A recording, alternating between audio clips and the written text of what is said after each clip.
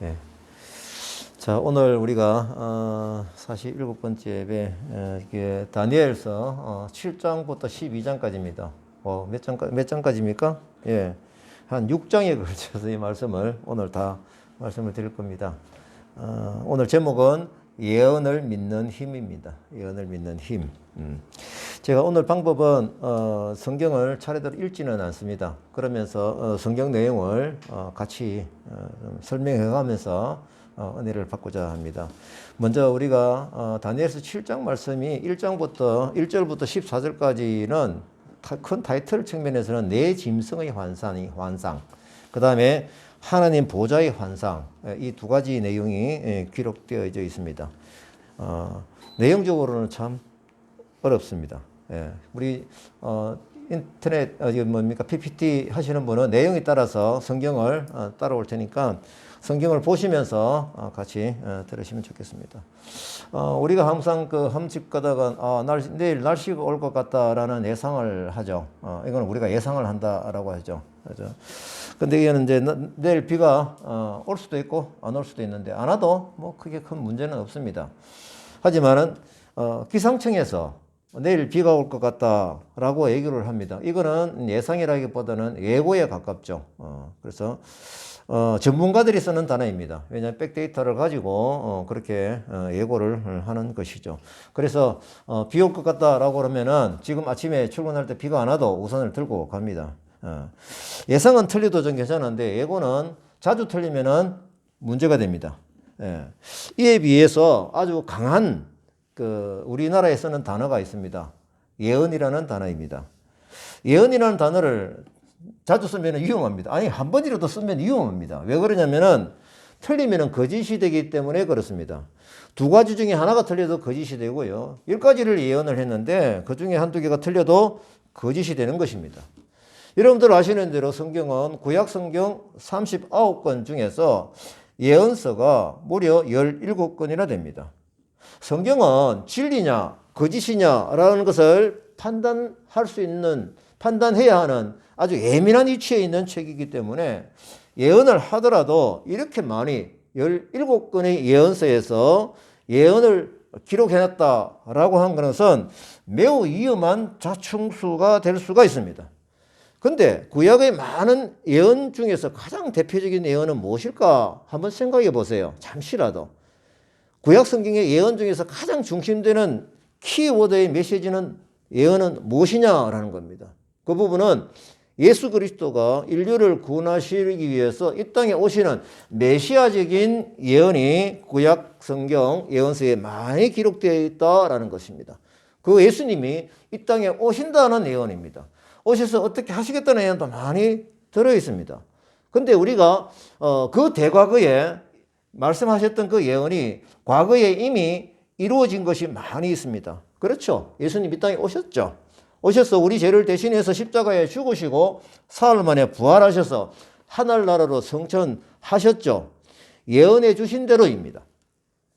이렇게 구약 성경에 예수님에 대한 어느 정도 몇 가지가 있느냐라고 하면은 PPT 보면은요. 가끔 갔다가 성경은 뒤에도 있습니다. 예언이 약 한 300가지가 넘는데요. 지금 내용을 보게 되면 태어날 시기에 대해서 누구의 자손으로 태어날지 범죄자로 몰릴 것까지 나무에 십자가에 달리실 것까지 어떻게 태어나실지 태어날 장소 또 죄를 짊어지고 죽으시는 그 내용까지 또 은 30에 팔리는 것까지 상세한 내용들이 구약 성경에 예언이 되어져 있는데 신학자가 이걸 정리해 보니까 300가지가 넘는다라는 제가 기록을 보았습니다. 또 하나 굵직한 예언은 무엇일까요? 제가 성경을 볼 때 굵직한 예언은 세계사의 주도권의 흐름입니다. 이 부분을 뚜렷하게 예언해 주셨는데 그 예언해 주신 대로 흘러가더라 이겁니다. 그 제국의 흥망성쇠의 예언이 어디에 기록이 되어 있습니까? 여러 군데 기록이 되어 있지만 우리가 지금 다니엘서를 보고 있는데 다니엘서 2장 느부갓네살 왕에게 꿈을 꾸게 하셔가지고 금신상의 예언을 주셨죠. 그리고 다니엘에게 지혜와 총명을 주셔서 그 예언을 해석을 해 주신 것 아닙니까? 이것이 지난번에 우리가 2장 할 때 이미 말씀을 들었습니다. 이 예언대로 바벨론에 이어서 메데 바사 제국이 그 다음에 또 메데바사 이후에 헬라 제국이, 그리고 로마 제국으로 그 힘이 진행이 되었던 것입니다. 그 후에 막강했던 로마가 결국은 망하게 되고, 철과 진흙의 예언대로 로마 제국 이후에 강대국들이 이 약육강식이라는 그런 힘의 논리에 의해서 지금 공존하고 있는 상태, 지금도 많이 어수선하죠. 서로 힘 자랑하며 싸우고 있는 이때가 바로 다니엘을 통해서 주셨던 그 금신상 예언을 주셨던 그대로 지금 현재도 진행이 되고 있다라는 것입니다. 이 시간 좌표상으로 볼 때 하나님의 뜻과 계획이 지금도 흘러가고 있다. 이것을 우리가 명백하게 말씀을 통해서 깨달을 수가 있습니다. 앞으로 우리에게 남아있는 예언이 무엇이 있습니까? 신약 성경에서 요한계시록의 예언이 있죠. 이 요한계시록의 예언과 핵심적인 내용은 이미 다니엘서에서 말씀을 해 주신 부분이 있습니다. 그래서 우리가 이 성경 말씀은 하나님이 창조주이시며 이 세상을 창조하셨고 우리 인생을 주관하고 계시는 왕 중에 왕이시라는 사실을 믿어 의심치 않게 되는 것이죠. 그래서 완전하게 인정하고 그 앞에 엎드리게 되는 것이죠. 하나님 말씀을 보고 깨닫고 믿는 사람의 한정이 되어 있지만 말입니다. 자, 이제 우리가 다니엘서가 총 12장까지가 있는데요. 6장까지는 우리가 지금까지 들은 대로 다니엘을 통한 하나님의 계시가 객관적인 입장에서 주어졌습니다. 여러 사람하고 같이 그 나라에 주는 메시지였죠. 그래서 이제 오늘 우리가 말씀을 듣는 7장부터는 다니엘 개인에게 직접 주어진 계시입니다. 패턴이 좀 달라요. 1장부터 6장까지 패턴과 7장부터 12장까지 패턴이 다 다릅니다. 그래서 지금부터 12장까지 말씀의 패턴은 앞으로 우리들에게 어떤 다니엘을 통해 주셨던 그 예언이 지금 현재 우리에게는 어떻게 흘러가고 있는지 이것을 유심히 보는 기회가 되기를 바랍니다. 동시에 이 역사적인 서술을 통해서 다니엘이 주셨던 이런 말들이 이 말씀을 1장부터 6장까지는 하나님이 그 개입하셔가지고 역사를 주관하시는 그런 부분을 뚜렷하게 보여주셨지 않습니까? 그러고 나서 7장부터의 예언을 주십니다. 그러면은 그때 당시에 다니엘과 새 친구들이나 혹은 이스라엘 민족들이 하나님 말씀을 바라보는 힘이 어떠할까요? 대단하죠. 직접 자기들이 그것을 경험했기 때문에 그렇습니다.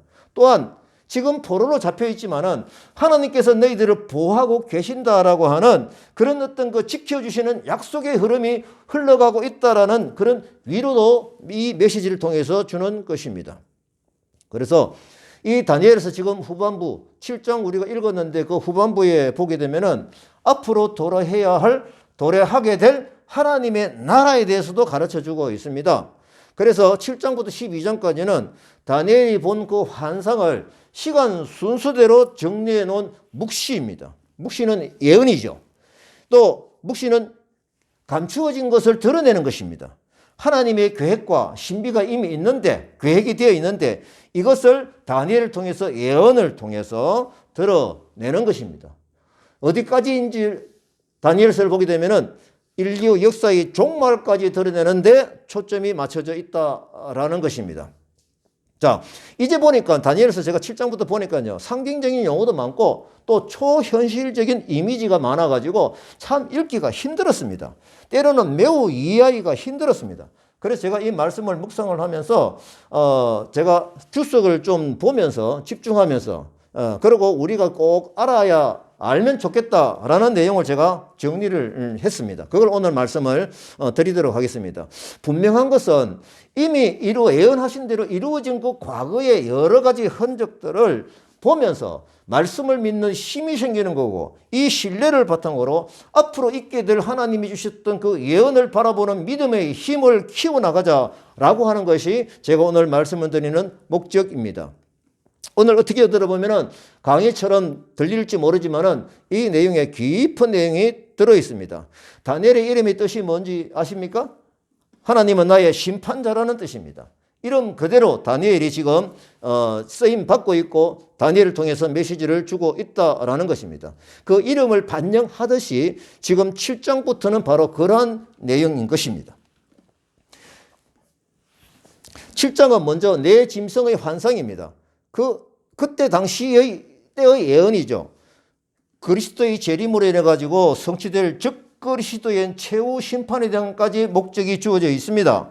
자, 8절까지를 우리가 내용을 성경을 좀 봅니다. 8절까지 보면은 내 짐승에 관한 환상이 적혀 있는데 이는 인류 전 역사의 절대 주관자가 되시는 하나님께서 세상을 다스리시는 구체적인 역사를 말씀을 하고 계십니다. 7장 2절 봅니다. 하늘의 네 바람이 큰 바다로 몰려오더니 라고 합니다. 여기서 하늘의 네 바람, 넷이라고 하는 것은 동서남북 방위를 가리키는 것이고요. 그래서 전 역사를 가리키는 겁니다. 인류 전 영역에서의 하나님이 간섭하신다라고 하는 것이 하늘의 네 바람으로 표현을 한 것입니다. 그리고 큰 바다로 몰린다라고 하는데 이 큰 바다는 성경상에서 보통 이방세계나 사탄의 세력을 상징하는 것입니다. 포괄적으로 말해서 하나님을 대적하는 세상에 대한 악한 세력을 말하는 것이죠. 결국은 3절에서 보면 3절 봅니다. 네 짐승으로 상징되는 것이 누구이냐라는 것입니다. 이미 우리가 다니엘서 2장을 통해서 금신상 예언을 통해서 보여주셨던 바벨론과 메대와 바사와 그 다음에 헬라와 로마 제국인 것입니다. 이 부분은 저 뒤에 보면 설명을 또 다 해놓으셨어요. 궁극적으로는 하나님의 종말적인 심판 앞에서 모든 것이 소멸될 것이다 라는 내용인 것입니다. 3절에 보면 큰 짐승 넷이 바다에서 나왔다라고 하는데 아까 말씀드린 짐승은 세상 역사를 주관하는 자기들이 잔악한 폭력으로 지배하려고 하는 악한 세력인 것입니다. 성경의 예언에서 흔히 하나님을 대적하는 세계 열방에 대한 호칭으로 사용되었던 것입니다. 우리가 2장에서 금신상 꿈에서 세계 역사 속에서 태동될 4개의 세상 제국들을 말하는 것이죠. 그래서 보여준 대로 바벨론과 메대와 바사와 헬라와 로마 제국들인 것이죠. 7장 9절에서 14절을 봅니다. 거기에 보면은 심판자로서의 하나님 보좌, 하나님 나라의 권세와 영광을 상속받으실 그리스도에 대한 환상을 묘사하고 있습니다. 9절 보겠습니다. 그의 보좌는 불꽃이다. 그의 밖에는 타오르는 불이며 불이 강처럼 흘러온다. 이 표현은 악인에 대한 심판과를 상징하는 것입니다. 10절 하에 봅니다. 그를 섬기는 자는 천천히요 그 앞에 모셔선 자는 만만이며 심판을 베푸시는데 책들이 펴여 있더라. 이 섬기는 자, 심판을 수행할 때 천천만만은 바로 하나님이 심판하실 때 둘러선 하나님의 천사들이 모인 것입니다. 천천과 만만은 우리가 우리나라에서도 수많은 사람이 모실 때 수만 명이 모였다, 수천 명이 모였다 그렇게 표현하는 것과 같습니다. 그래서 셀 수 없는 많은 천사들이 하나님의 심판사에게 둘러앉아서 그들이 같이 지켜보고 있다라는 것입니다. 여기 눈여겨봐야 될 것은 지금 10절 하반절에 보게 되면 심판을 베푸는데 책들이 펴여 있더라. 이 책은 뭐냐라고 하면은 하나님께서 심판하시는 죄의 항목들입니다. 여러분들이 이 땅에서 어떤 잘못을 저질렀든지 그런 부분들이 뚜렷하게 기록한 바로 그 책인 것입니다. 7장 11, 12절에 봅니다. 짐승이 죽임을 당하고 그의 시체가 상한바되어 타오르는 불에 던져졌다. 결국은 하나님이 심판하셔가지고 이 사탄의 세력들은 분명히 죽게 되는 것인데 그 시체가 또 뭡니까? 타오르는 불에 던져졌다고 합니다. 결국은 우리가 지옥의 이미지입니다. 사람이 이 땅에서 육신이 죽어서도 그는 다시 악의 영으로 다시 우리는 영생으로 부활하는 것이고 하나님을 믿지 않는 악의 세력들은 영불로 부활하여서 그들은 결국 지옥불에서 죽지도 아니하고 고통만 당하는 그런 이미지가 여기에 표현이 되어져 있습니다. 7장 13절 14절에 인자 같은 이가 구름을 타고 오신다라고 합니다. 하나님의 심판이 시작되면서 결국은 예수 그리스도께서 다시 재림하신다는 바로 그 예언인 것입니다. 그리고 7장 15절에서 28절 말씀은 앞에서 14절까지 말씀하셨던 넷째 짐승에 대한 확대 해석입니다. 이것이 무엇이냐? 확대 해석입니다. 그러니까 반복이니 제가 그냥 넘어가게 됩니다. 그 다음에 다니엘서 8장 1절부터 14절입니다. 거기에 보면은 여기에서 큰 주제가 소주제가 뭐냐면은 순양과 순염소에 대한 환상이 적혀 있습니다.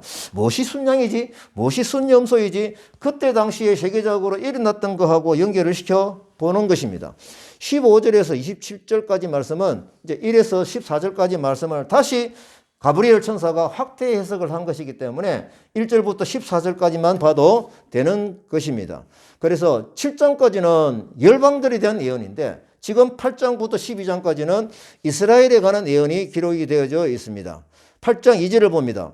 다니엘이 계시를 받은 장소와 시점이 기록이 되어 있습니다. 이런 부분들은 이 환상이 사실성과 진실성을 강조하는 의도에서 기록이 되어졌다라고 보는 것입니다. 8장 3절입니다. 두 뿔을 가진 순양이 섰는데 그 한 뿔은 다른 뿔보다 길었고 그 긴 것은 나중에 난 것이더라. 이것이 뭐냐? 이런 부분들이 참 어렵죠. 그래서 제가 주석을 보면서 보니까 순양은 뭐냐라고 하면은 바사 제국의 수호신이 바로 양이라고 합니다. 그래서 이런 사례에서 볼 때 여기서의 순양은 메대 바사의 연합 제국을 가리키는 것인데, 한편 두 뿔 중에 언급한 나중에 난 긴 뿔은 뭐냐라고 하면은 메대 바사가 같이 연합군이었다가 나중에 바사가 힘이 더 강해져 가지고 결국은 바사로서 통일 제국을 만드는 바로 그런 부분을 예언해 놓은 것입니다. 8장 4절을 봅니다. 그것을 다시 말하면 순양을 당할 짐승이 하나도 없고 강성하였더라. 이거는 바사 제국의 무서운 정복 사역을 의미하는 것입니다. 자, 이제 8장 5절에 봅니다. 분위기가 바뀝니다. 한 수염소가 앉습니다. 수염소가 또 누구지? 서편에서부터 와서 이 한 염소, 수염소는 뭐냐라고 하면은 바사 제국, 다시 말하면 순양을 몰아내고 근동의 패자로 등장한 헬라 제국을 말하는 것입니다. 그 하반절에 보게 되면은 염소 두 눈 사이에 있는 현저한 뿔이다. 이 현저한 뿔은 또 뭐냐라고 하면은 여러분 헬라 제국에 있던 그 왕이 누굽니까? 알렉산더 대왕이죠. 그래서 이 알렉산더 대왕이 헬라 제국을 건설해 나가면서 확장시켜가는 그것을 얘기하는 것입니다. 어느 정도 힘을 가지고 달려가느냐라고 하면은 8장 5절 뒤에 보면은 온 지면에 두루 다니되 땅에 닿지 아니하면, 이게 무슨 뜻입니까? 광대한 영토의 정복 사역이 이루어지는데 신속성을 가리키는 겁니다. 굉장히 빠르게 점령해 나가는 알렉산더의 정복 사역을 예언하고 있는 것입니다. 여러분들 우리 세계사적으로 우리가 보게 되면은요, 알렉산더가 이 정복 사역을 3년여 만에 중근동 광대한 지역을 점령했다라는 역사적인 사실이 기록이 되어져 있습니다. 자, 8장 6절 7절을 봅니다. 그것이 뭡니까? 수염소죠. 이 알렉산더입니다. 두 뿔을 가진 순양에게로 나아가되, 메대와 바사이죠. 순양을 그 손에서 벗어나게 할 자가 없더라. 결국은 뭐냐? 알렉산더 마게도냐 그 군대가 저돌성과 신속성, 기동성 이걸 가지고 바사를 점령하는 것을 암시하는 구절이다라고 하는 것입니다. 그 다음에 8장 8절을 봅니다. 심히 강대하여 가더니 강성할 때 그 큰 뿔이 꺾이고, 결국 큰 뿔은 아까 알렉산더를 말씀을 드렸는데 이 큰 뿔이 꺾였다고 하는 것은 정복 사역 중에서 이 알렉산더가 갑자기 열병으로 인해가지고 죽어버리는 것을 의미하는 것입니다. 자, 그 대신에 현저한 뿔넷이 하늘 사방을 향하여 났더라. 현저한 뿔넷은 뭐냐라고 보면은 알렉산더 그 이후에 그의 부하였던 4명의 장군, 셀루코스, 포톨레미 이렇게 나눠지죠. 보니까 카산더, 그 다음에 리시마쿠스 이렇게 해가지고 우리가 알게 되는 셀루코스, 포톨레미는 우리가 이제 좀 성경을 공부하면서 많이 보게 되는데, 이렇게 4명의 장군에 의해서 헬라 제국이 분할 통치가 되었다라는 것을 가리키는 겁니다. 실제 역사적으로 헬라 제국은 알렉산더가 죽은 후에 22년 후에 4개의 제국으로 분할이 되었다라고 되어 있는 것을 확인합니다. 한편 하늘 사방을 향하여, 이건 뭡니까? 이 네 나라들도 분할된 뒤에도 하늘 사방을 향하여 간다고 하는 것은 지속적으로 영토를 확장해 나가는 그것을 얘기하고 있습니다. 8장 9절부터 14절까지 내용이 뭡니까? 거기 보면은 그 중에 한 뿔에서 또 작은 뿔 하나가 나서 심히 커지더라. 일부분은 제가 주석을 보니까 그 중 한 뿔로 분할된 4개의 왕 셀레우코스 왕조를, 또 거기서 또 작은 뿔은 그 왕조를 계승한 안티오쿠스를 가리킨다라고 합니다. 11절 12절입니다. 그에게 매일 드리는 제사를 없애버렸고 그의 성소를 흐렸으며 또 진리를 땅에 던지며 자유로 행하여 형통하였더라. 이것이 바로 뭐냐면 셀레우코스 왕조가 결국은 유다를 헬라 문화로 점령하기 위해서 유다 사람들이 예배하는 것을 제우스 신을 섬기게 하고 돼지를 잡고 예배를 못 보게 하고 뭡니까? 8일만 헬라도 이게 뭡니까? 8일 만에 하는 거? 할례도 못하게 하고 그것을 하는 사람은 다 죽여버리는 그런 일들이 있었습니다. 그것이 11절 12절에 말하는 제사를 없애버렸다, 성소를 헐었다라는 것이 예언이 되어져 있는 것이죠.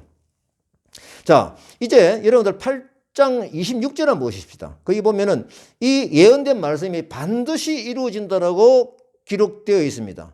어떻게 되어 있습니까? 주야에 대한 환상은 확실하니 너는 그 환상을 간직하라 라고 분명히 말씀을 하십니다. 이 기록을 하면서 저는 이 예언대로 사실 세계사가 그대로 흘러간 것을 확인하며 참 놀라움을 금하지 못했습니다. 그렇습니다. 예언의 말씀은 틀리면 거짓말이 되어서 쓰레기통에 가야 하죠. 이 세계사는 하나님께서 예언해 주신 대로 이루어졌으니 이 성경 말씀은 통째로 진리의 말씀인 것입니다. 저는 이 성경 말씀을 진리의 말씀으로 믿습니다. 그래서 또한 남아있는 그 예언도 진리의 말씀으로 믿고 그 앞에 무릎을 꿇는 것입니다. 그래서 이 예언을 기다리는 성실한 자세가 필요하다라는 것입니다. 제가 말씀을 읽으면서 이 성실한 자세가 무엇이냐? 그래서 그런즉 깨어 있으라. 그리고 때를 따라 양식을 나눠주라. 이것이 하나님 때를 기다리는 성실한 자세인 것입니다. 그래서 우리는 예수님께서 시키시는 대로 순종하며 사는 것이 남아있는 예언을 믿는 성실한 자세인 것입니다. 자, 이제 9장입니다. 9장은 보면은 제가 지난번에 6장하고 연결성이 있어가지고 앞에 전반부에 말씀을 드렸습니다. 기록은 안 됐어요. 예, 기록 안 됐습니다. 그 말씀 나중에 조금 할게요. 그래서 제가 9장은 뺐습니다. 이제 10장으로 넘어갑니다.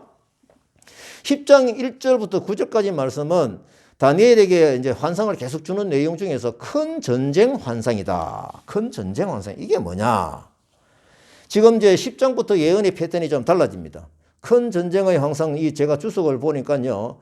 큰 전쟁은 유대 민족이 핍박을 당하는 전쟁이다. 상징적으로는 하나님의 백성들이 마지막 날에 적 그리스도로부터 핍박을 받는 의미. 다시 말하면은 그 당시에 유대 땅에 있어지는 그 전쟁과 더불어 동시에 오버랩이 되어져서 뭘 보이냐면은 세상 종말 때의 적 그리스도에 대한 전쟁, 이 부분을 같이 말씀을 하고 있는 것입니다. 결국 큰 압제나 고난이 일어난다라는 것이죠. 8절에서 10절까지 말씀을 봅니다. 이 환상을 지금 홀로 보고 있던 다니엘의 느낌이 어떤가요? 이 계시 때문에 매우 고통스럽고 너무 슬프다라는 표현이. 왜냐하면 자기 민족들이 이렇게 전쟁을 해서 죽게 되니까 그렇습니다. 그래서 나라의 미래를 애통하는 마음으로 전력을 다해 기도합니다. 제가 보니까 정말 이 다니엘은 끝까지 영적 거인 같은 지도자의 모습을 보여주고 있습니다. 이제 10장 10절에서 21절까지 말씀입니다. 거기도 전쟁 환상입니다. 계속적으로 이어지는 것이죠. 말씀은 그냥 제가 말씀드릴 때 성경은 따라오시기 바랍니다. 자, 영적 지도자의 기도에 이제는 응답이 옵니다. 즐거운 소식입니다. 12절입니다. 12절. 인자 같은 이가, 이 인자 같은 이가 누구십니까? 예수 그리스도입니다. 먼저 다니엘을 위로를 하는 거죠. 뭐라고 합니까? 두려워하지 마라. 평안하여라. 강건하여라. 강건하여라. 다니엘을 회복시키시는 겁니다. 지금 다니엘은 지금 어떤 느낌이냐? 호흡이 남아있지 않을 정도로 힘이 빠져 있는 거예요. 왜 다니엘이 슬퍼해요? 자기 국가가 힘들 것 같으니까. 고난을 당하니까 너무너무 힘든 거예요. 진정한 지도자의 모습입니다. 그래서 그는 엎드려서 기도를 했었는데 하나님은 이런 다니엘을 기뻐하셔서 어루만지시고 회복시켜 주시는 것입니다. 나라의 어둠 때문에 기도하는 모습 하나님이 기뻐하십니다.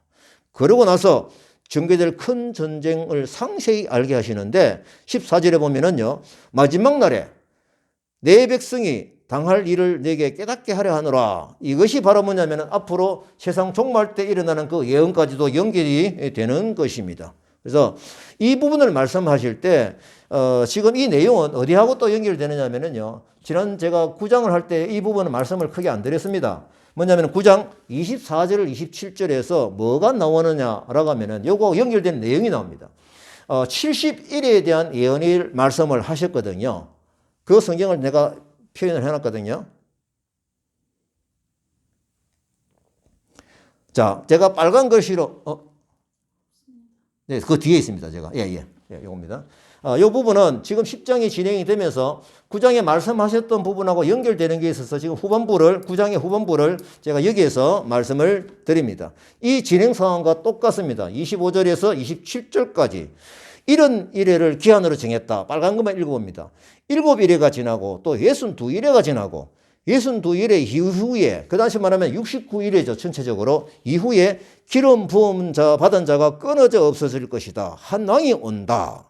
그 다음에 27절에 보게 되면은 한 일해 동안에 언약을 굳게 맺고 그가 그 일의 절반에 제사와 예물을 금지할 것이며 그 포악하고 가정한 것이 날개를 의지하여 쓸 것이다.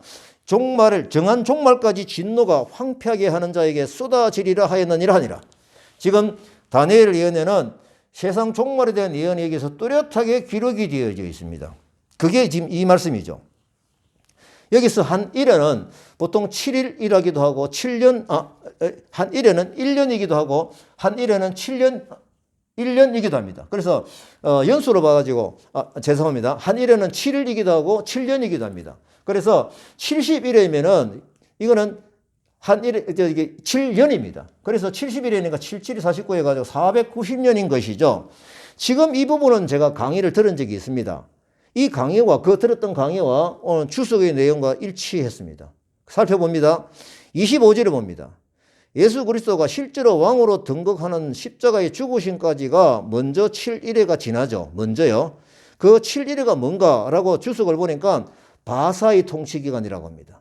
그 이후에 62일에는 뭐냐라고 하면은 헬라 이후에 예수님 십자가 못 박히시까지 그 헬라 문화가 왕성하게 통치를 하고 있는 그게 62일이라고 합니다. 이 62일 전체적으로 69일회가 지난 후에 예수님의 재림 때까지 공백기를 그칩니다. 이 69일회가 딱 지난 시점에 예수 그리스도가 십자가의 죽으심에 대한 예언이 들어 있습니다. 제가 이걸 강의를 들을 때 그 하시는 분이 어떤 신학자가 이것을 시간적으로 계산을 해봤답니다. 이 예언을 받았을 때부터 딱 보니까 저스트 69일에 만에 예수 그리스도가 십자가에 죽으셨다는 것을 제가 들었습니다. 저는 뭐 계산하고 능력은 없습니다만은 그 말씀과 오늘 여기 주시는 메시지하고 똑같음을 알게 되는 것입니다. 자, 그러면은 69일회가 지나고 난 다음에 예수님이 다시 재림하실 때까지는 공백기라는 겁니다. 공백기입니다. 그래서 이 공백기는 뭡니까? 지금 현재 우리가 살고 있는 시대인 것이죠. 이 공백기, 예수님이 공백기가 지나고 나서 예수님이 마지막 재림하실 때 여러분들 요한계시록에 뭐가 있습니까? 7년대 환란이라는 것이 들어 있습니다. 그 내용이 남아있는 한 일에 대한 예언인 것이죠. 이게 바로 뭐냐면은 D-Day 전 7년인 것입니다. 계시록에서 말하는 7년대 환란과 똑같은 내용입니다. 예수님이 재림하셔서 심판하신다는 예언이 이 다니엘서에 뚜렷하게 기록이 되어져 있는 것이죠. 자, 9장을 내용적으로 제가 한번 살펴보겠습니다. 25절 봅니다. 어떻게 되어 있습니까? 그 곤란한 동안에 성이 중건되어 광장과 거리가 세워질 것이다. 이거는 이스라엘 백성의 포로 귀환과 성전이 중건되는 것을 말한다고 합니다. 26절 상반절에 봅니다. 62일의 이후에 기름 부음 받은 자가 끊어져 없을 것이며, 이건 아까 말씀드린 대로 예수님께서 십자가에 죽으심입니다. 사흘 만에 부활하셔서 하늘나라로 승천하시는 것이죠. 26절 중간절에 봅니다. 장차 한 왕의 백성이 와서 그 성읍과 성소를 무너뜨리려니와 그의 마지막은 홍수에 휩쓸림 같을 것이며, 이것은 뭐냐라고 하면은 AD 70년에 로마 디도 장군에 의해서 예루살렘 성전이 파괴되는 모습입니다. 26절 하반절에 봅니다. 그의 마지막은 홍수에 휩쓸림 같을 것이며 또 끝까지 전쟁이 있으리니 황폐할 것이 작정되었느니라. 이거는 적그리스도의 출현 등으로 해가지고 재림 직전에 대환란, 종말론적인 사건에 대해서 기록이 되어져 있는 것입니다. 이 부분은 제가 상세히 보지는 않습니다만 예수님 마태복음의 24장에 감람산에서 예수님이 주신 그 예언하고도 똑같습니다. 27절은 이제 마지막 한 일에 대한 예언이죠. 27절, 세계 역사의 종말입니다. 그리스도의 재림 직전에 7년 대환란의 시대로 적그리스도가 어떻게 활동하는 것인가를 기록해 놓고 있습니다. 특별히 그 한 일의 반 있죠. 절반인 3년 반 동안 이 부분도 요한계시록에 뚜렷하게 기록이 되어 있습니다. 성도들이 신앙 자유를 허락하지만은 그 후반부인 3년 반 기간 동안에는 이제는 적그리스도 자신의 실체를 드러내가지고 본격적으로 하나님을 대적하고 하나님을 믿는 사람을 대적하고 핍박하게 될 것이다 라는 겁니다. 그래서 그 성경 말씀이 보게 되면 그 일의 절반에 쏟아지리라 이렇게 되어져 있는 것이죠. 자, 결국에는 그리스도의 재림을 해가지고 믿지 않는 대적자들은 영원한 멸망의 불못에 던져질 것을 뚜렷하게 예언을 하고 있습니다. 아까 말씀드려도 말씀드린 대로 이 부분의 예언은 마태복음 24장 15절에 또렷하게 기술이 되어 있고요. 그 다음에 계시록 11장에서 13장까지 똑같이 이 부분을 예언을 하고 있습니다. 1회의 절반, 7년 대환란의 후반부 3년 반, 계시록 11장 2절 말씀에 있습니다. 제가 읽어보겠습니다. 이 성경에 있거든요. 성전 바깥마당은 청량하지 말고 그냥 두라. 이것은 이방인에게 주어선적 그들이 거룩한 성을 42달 동안 짓밟으리라. 42달은 3년 반입니다. 다시 말하면 반일이죠. 그래서 우리에게 남아있는 그 예언은 자 보십시다. 이제는 제가 정리를 하겠습니다. BC 한 550년경에 다니엘을 쓰잖아요. 그 기록과 그 다음에 예수님께서 감람산에서 말씀하셨던 그 예언은 언제입니까? AD 33년경이죠. 그때 주셨던 이제 마태복음 24장 예언의 말씀과 그 다음에 요한계시록은 AD 한 90년경에 주셨거든요. 사도 요한을 통해서 주셨던 그 예언의 말씀이 입체적으로 똑같이 확인이 되는 것입니다. 여러분들 시간이 되면 유심히 좀 보시기 바랍니다. 그래서 이제 다니엘서 11, 12장인데 이 두 장은 70일의 기간 동안의 역사를 다시 한 번 더 기록을 하는 것입니다. 그래서 이 부분은 결국은 다니엘서 2장 느부갓네살 금신상 환상 이후에 일어나는 그 역사를 상세하게 설명을 해주고 있습니다. 자, 이제 결론을 가겠습니다. 제가 오늘 좀 강의처럼 또 내용이 좀 빡빡한데 이것을 좀 제가 드리고 싶었던 이유가 있습니다. 제가 다니엘서 예언서를 주석을 보면서 묵상하는데 사실 눈이 번쩍 떠 있습니다. 자, 세 가지 이유 때문입니다. 첫째 하나가 뭐냐면요. 정말 예언해 주신 대로 이 세계사가 흘러갔구나를 제가 알게 되었습니다. 그 다음 두 번째는요. 다니엘의 예언이 아직도 진행 중인 것이 있구나라는 겁니다. 아까 말씀드린 대로 이 부분이 요한계시록과 같고 마태복음 24장 예수님 예언과 똑같구나라는 것을 확인하게 되었습니다. 또한 이 부분 때문에 제가 성경을 보는 신뢰의 힘이 매우 커졌습니다. 우리는 반드시 천국 가야 됩니다. 그래서 여기에 간 집중적인 믿음이 저에게 생겼습니다. 오늘 말씀 전하는 것은 사실 개인적으로 매우 힘들었습니다만 신중하게 제가 원고를 작성하고 여러분들에게 꼭 말씀으로 드리고 싶은 부분만 제가 정리를 했습니다. 제가 왜냐하면 신앙생활 사실 횟수로는 50년, 비전을 바꿔서부터는 40년인데 제가 이러한 메시지를 들은 적이 없습니다. 성경을 보는 힘은 이미 이루어진 그 예언의 역사를 갖다가 확인하는 이것이 굉장히 중요한 것입니다. 그래서 이 예언이 흘러가는 이 시간, 하나님의 카이로스의 시간이 흘러가는 것인데 우리가 이건 크로노스의 시간에 지금 나의 현재 삶을 살고 있잖아요. 이 상황 속에서 하나님께서 역사하셨던 그런 어떤 거는 부분들을 인지하고 기억하고 믿음으로 간직하며 가는 것이 얼마나 중요한 것인가라는 것을 깨달으시기를 바랍니다. 자, 이제 우리가 다니엘의 방법대로 국가 지도자가 또 나라의 백성들이 또 나라의 법이 정말 하나님 나라를 대적하는 것을 행위를 저지를 때 우리는 정말 다니엘처럼 골방에서라도 혼자의 힘으로라도 기도를 해야 되는 것입니다. 요즘 그런 분위기가 많이 좀 있죠. 자, 이제 간증으로 좀 마무리하겠습니다. 제가 2014년 4월 때에 제가 종말의 때를 크게 느끼면서 하나님 이 종말의 때에 무엇을 제가 하면 좋겠습니까? 라고 해서 묻는 기도를 했습니다. 그 묻는 기도를 했을 때 하나님께서 마태복음 24장 말씀을 보게 했어요. 왜냐하면 그 예언이 거기 들어져 있으니까요. 그래서 마태복음 제가 24장을 펴었습니다. 펴고 나서 저에게 제가 무엇을 하면 좋겠습니까? 라는 묻는 기도를 하면서 보았기 때문에 거기서 저에게 깨닫게 하시는 두 가지 말씀. 너는 깨어 있으라. 또 하나는 뭡니까? 때를 따라 양식을 나눠주라. 이 두 가지 말씀이었습니다. 그래서 이 깨어 있으라가 무엇입니까? 라고 묻는 기도를 했는데 성경 말씀에서 검색을 해보니까 다 기도더라고요. 또 제가 하나님께 묻는 기도를 했습니다. 그날은 큰 역사가 일어난 건데요. 제가 묻는 기도를 해서 하나님 그러면 제가 어떤 기도를 하면 좋겠습니까? 라고 제가 묻는 기도를 했을 때 하나님께서는 뚜렷하게 다니엘의 기도를 봐라 라는 제가 지혜를 주셨어요.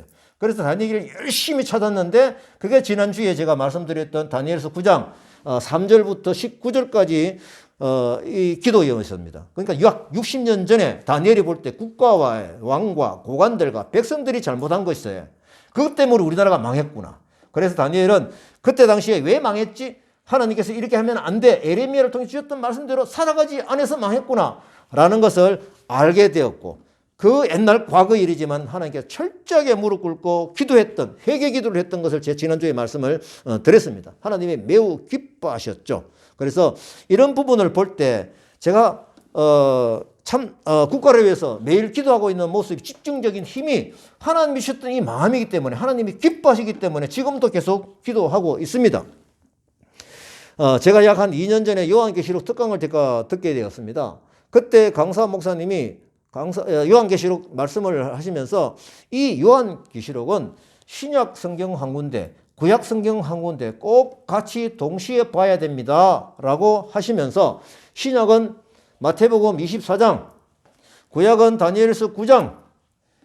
제가 이 얘기를 들었을 때 참 그때 성령님께서 저에게 정확하게 짚어주셨구나 라는 감동이 와가지고 제가 그날 울었습니다.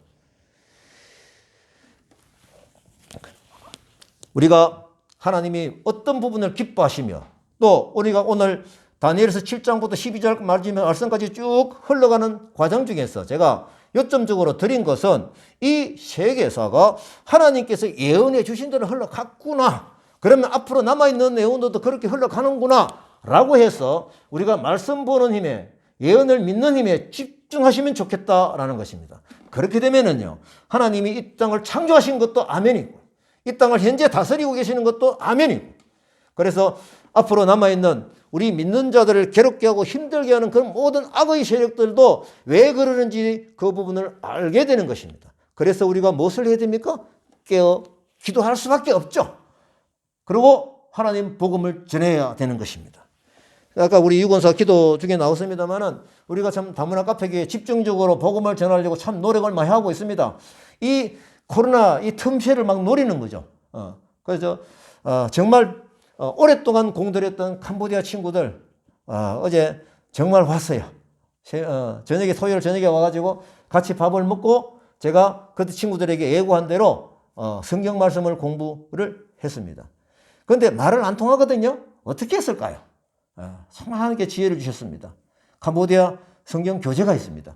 그것을 보게 하고, 그럼 어떻게 대화를 합니까? 이것을 읽어라. 어떤 내용인지 부분적으로 질문을 해야 되는데, 그 질문을 하는 것은 바로 안 나왔거든요. 핸드폰에 뭡니까? 번역해 주는 거. 또 뭡니까? 뭐라고 그러죠? 바로 실시간으로, 뭐죠? 통역. 예. 통역해 주는 것이 바로 그대로 돼 있어요. 그러니까 이런 부분을 두 개를 가지고 해보니까요, 어제 말씀을 전하는 데서 제 입장에서는 100% 만족입니다. 그래서 저는 한국말 잘 못 알아듣고, 저는 캄보디아 말 하나도 모르지만은 하나님의 역사가 흘러가더라 이겁니다. 그래서 우리가 이 어려운 때에 우리가 어디에 더 집중해야 될 것인 것을 다니엘을 통해서 우리가 깨달으시고, 다니엘서를 통해서 주셨던 하나님 마음을 품고 가기를 원합니다. 골방에서 기도하십시다. 이제 우리가 코로나 때문에 힘들게 하지만은 우리가 또 해야 될 일은 열심히 하십시다. 코로나 위협이 지속되고 있잖아요. 마치 전쟁터에서 싸우고 있는 것 같습니다. 그러면은 이 전쟁의 주인이시고 왕 중의 왕이신 하나님께 기도하는 것은 당연한 자세입니다. 하나님께 묻는 기도를 해야 되죠. 그래서 우리 그분께 기도하십시다. 우리가 매주